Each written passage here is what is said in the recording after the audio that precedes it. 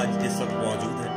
हम इनकी आवाज़ में एक पंजाबी सुनेंगे, बहुत खूबसूरत पंजाबी है। एहसन भाई हमें भी सुनाए और हमारे देखने वालों को भी सुनाए।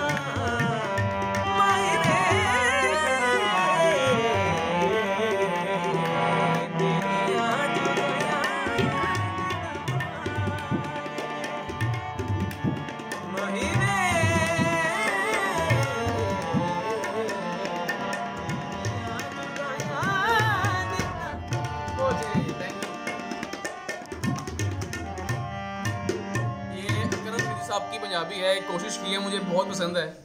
जो गलती कोताही होगी तो माफ़ कर दीजिएगा। Thank you so much Ehsan Khan.